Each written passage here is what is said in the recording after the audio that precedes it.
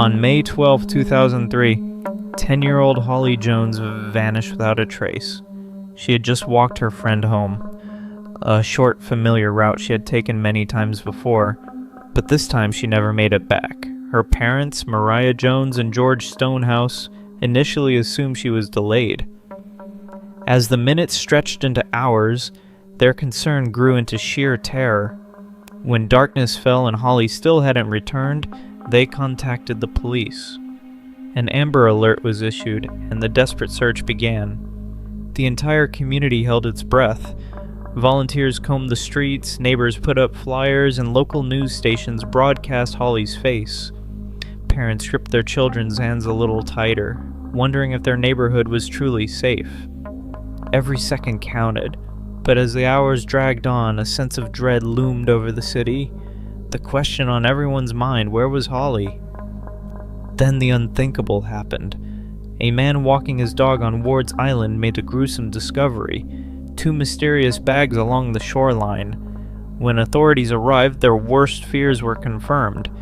Inside were the dismembered remains of Holly Jones. The search for a missing child had turned into a manhunt for a monster. Who was Holly Jones? Holly was a bright and energetic girl, adored by her family. The youngest of 4 siblings, she was showered with love. She dreamed of becoming a famous singer, loved playing basketball, and had a kindness that made her instantly lovable. She was the kind of child who brought warmth into any room she entered. Her tragic fate sent shockwaves through Toronto, leaving parents on edge, questioning how safe their children truly were. Schools heightened security, and children were no longer allowed to walk home alone. Yet her city mourned the loss of a child who had so much life ahead of her. Her mother, Maria, later recalled how Holly would sing around the house, making everyone smile. Her siblings, unable to comprehend the tragedy, struggled with the emptiness left behind. Her father, George, would often sit in her empty room, holding onto her favorite stuffed animal, remembering the little girl who used to run into his arms after school. The investigation begins. The investigation was relentless. Over 1,650 tips poured in as detectives scoured security footage, questioned witnesses, and even launched a controversial voluntary DNA collection program. Police officers went door to door asking men in the area to submit DNA samples in hopes of narrowing down their suspect pool. It was an unusual method, but detectives were running out of time. They needed a breakthrough, then they got one. Authorities also combed through the security footage from Holly's school and surrounding neighborhoods, attempting to trace her last known movements. The community remained on edge, with parents refusing to let their children play outside unsupervised. Candlelight vigils were held, and Holly's face became a painful reminder of how quickly life could change. The killer revealed. One man refused to participate in the voluntary DNA program, 35-year-old software developer Michael Briere. On the surface, he was an ordinary man, quiet and introverted. He had no criminal record, no prior accusations. But something about his reluctance raised suspicions. Undercover officers discreetly followed him, waiting for an opportunity. Then a mistake. Briere discarded a soda can in a public trash bin. Police retrieved it, and forensic tests confirmed what they had feared. His DNA matched the blood found under Holly's fingernails. It was enough for an arrest. Neighbors described Briere as a quiet but reclusive man. Some recalled seeing him watching children at a nearby park, but thought nothing of it at the time.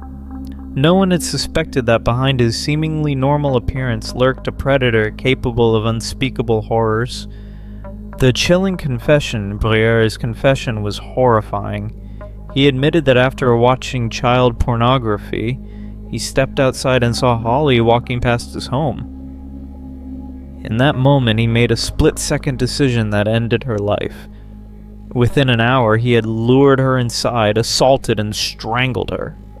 Over the next 3 days, he kept her body in a refrigerator before dismembering her and disposing of the remains in separate locations.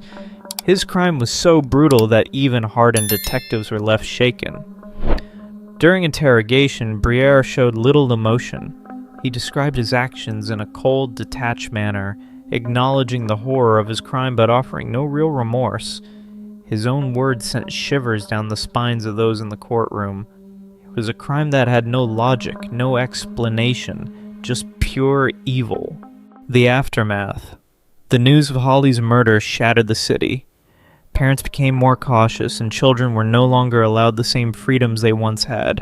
Stranger danger talks became more frequent in schools, and authorities worked to address the growing issue of online child exploitation, a factor Briere himself admitted played a role in his crime.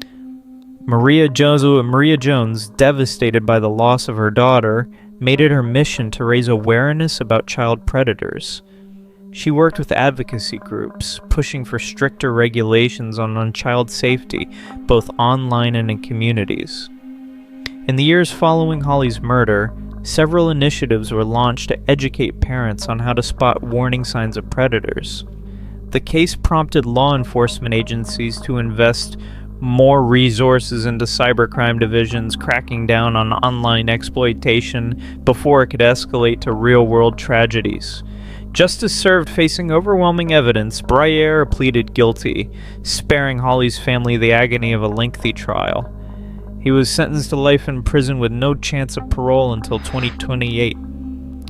But for Holly's loved ones, no sentence could undo their loss. They would never hear her laughter again, never see her grow up, never watch her chase her dreams. The judge overseeing the case referred to Briere's crime as an act of unthinkable cruelty, and ensured that he would spend the rest of his life under the highest security conditions. While justice was served, the pain of losing Holly would never fade. The legacy of Holly Jones.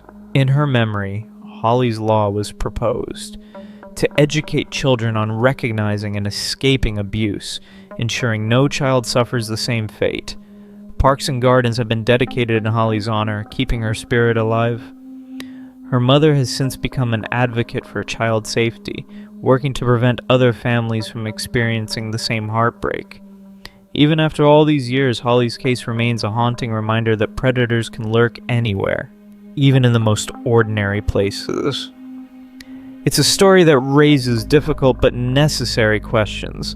How can we better protect our children? What warning signs should we be looking for? And what more can society do to ensure that tragedies like this never happen again?